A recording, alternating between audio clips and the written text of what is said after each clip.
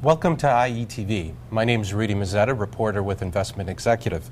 I'm here with Terry Ritchie, an expert on cross-border tax and estate planning issues. Hi, Terry. Hi, how are you today? Pretty good. Good. Today we're talking about estate planning for Canadian snowbirds.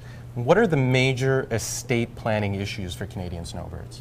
Well, most Canadians were previously aware that there was this burden that might be imposed on them if they own property and they died.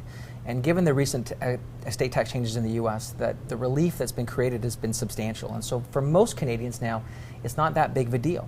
If a Canadian has a property that they own personally, and if the value of their worldwide estate is not greater than $5.25 million, after the application of the credits, and if they're married an additional marital credit, there's really no U.S. estate tax issues whatsoever.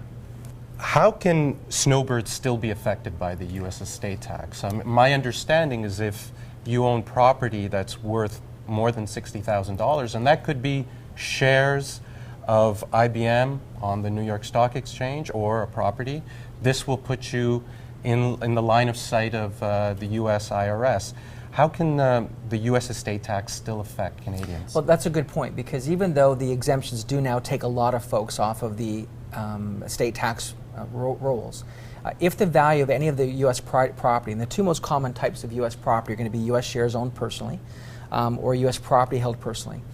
If the value of those shares or the value is greater than $60,000, there will be the requirement for the executor to file a U.S. estate tax return.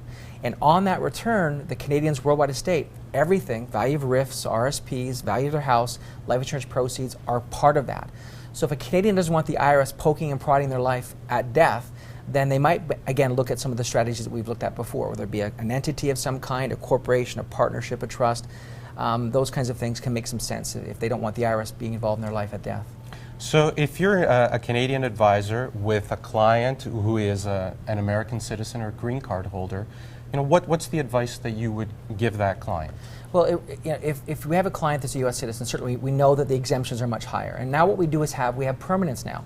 So the exemption right now is $5.25 million. When you look at the inflation numbers that are scheduled to come in over the next few years, by the end of the decade, we're probably looking at a $7.5 million estate tax exemption.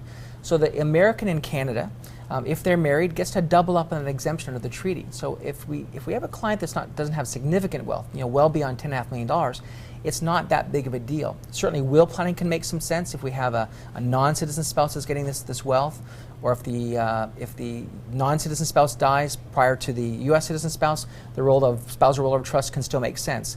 So I guess the point is, it's not gone away, but the number of people that are affected by this at death is diminished quite a bit. Okay.